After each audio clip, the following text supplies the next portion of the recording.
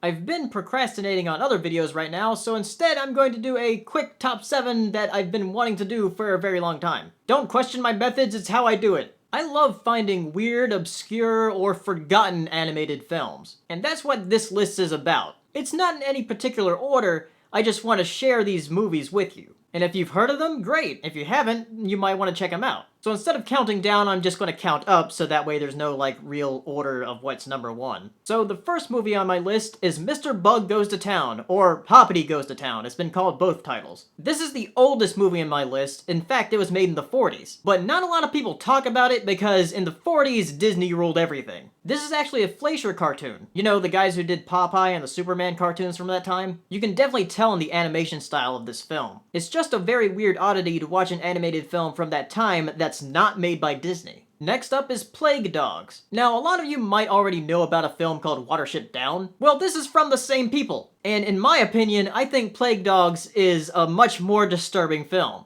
About one shotgun blast to the face more disturbing. Next up is Minuscule. This is a French 3D animated film, but like with Shaun the Sheep, there's virtually no dialogue in this. It's just about this ladybug trying to help these ants. Next up, I have another French film, A Cat in Paris. This film has a very stylized look to it, and it has a very interesting plot for an animated film. It's like a crime drama. Also, in the English version, Steve Bloom plays one of the characters. Nothing significant about that, I just thought it was neat. Then there's The Adventures of Mark Twain. This is a claymation animated film from the 80s, and it has that very creepy scene with the mysterious stranger. The rest of the movie is very lighthearted, but it's worth a watch, I think. And for my 6th film, I have Idiots and Angels. This is a film by Bill Plimpton, and he has a very unique, sketchy style to the animation. And like Minuscule, this movie has virtually no dialogue. It gets pretty weird, but in a very fascinating sort of way where you just want to know what happens next. Then my final film on this list is Mary and Max. This is an Australian claymation film, and it has one of the most heart-wrenching stories I've ever seen in an animated movie. It may look a bit crude at times, but the feeling is definitely still there. Out of all the films on this list, this one might be the most well-known just because of the praise it got. But I don't know, maybe you haven't heard of any of these movies. But if you had heard of them, and you have watched them, tell me what you think about them in the comments. And tell me about any obscure animated movies you might know about. I know there's a lot more I could make more lists out of. And in fact, I might do another list just like this down the road, just because of how many I can think of. So this was my first top 7 obscure animated films, and I will see you next time.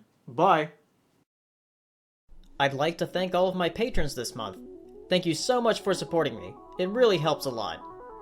And if you'd like to become a patron, please click the annotation, or the link in the description below.